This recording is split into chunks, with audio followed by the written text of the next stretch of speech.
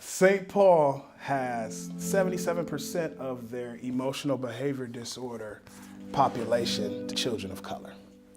And they only make up 28% of all of the students in the district. Typically in this whole process, the parents are blaming the teachers are blaming the administration, and in this little triangle, there's a child sitting in the middle with nothing going on.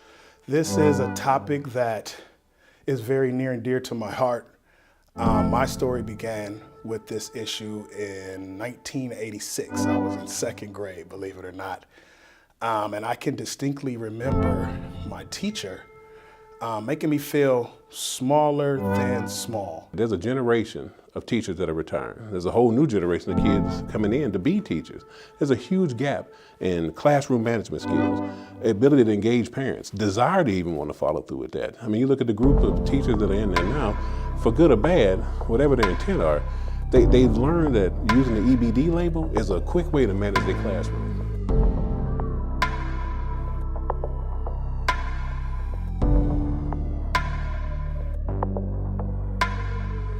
But rather than blaming, we're going to help the school raise their awareness around certain factors that they do to contribute to this cycle of poverty, this cycle of achievement gap, or just the long-term process of systemic racism.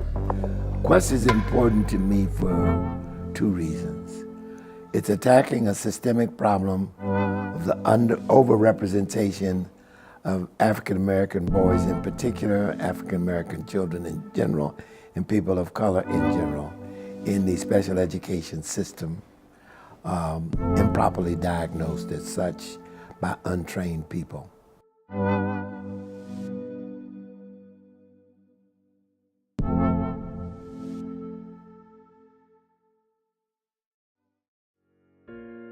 So at KWST, we approach the actual solution from a three-pronged approach.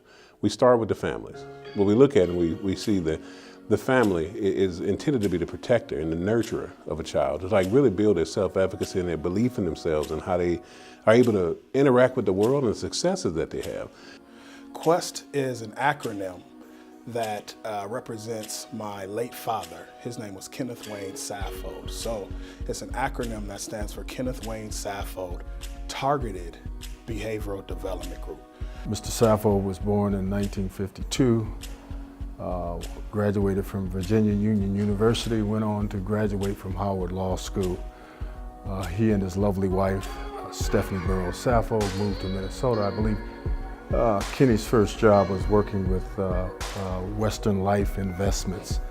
He went on from there actually to become the first African-American Assistant United States Attorney in the Minnesota District. From there, Mr. Saffold went on to become an owner and founder of one of the second largest black law firms in the country. A civil rights lawyer and a lawyer of considerable reputation and skill.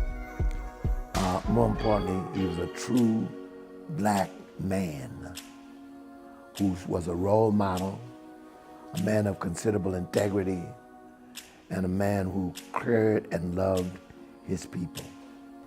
A remarkable individual. And then Kenny also became the general counsel representing the African American farmers, one of the largest class action lawsuits in the country. And in fact, it was actually the largest civil rights settlement in the United States.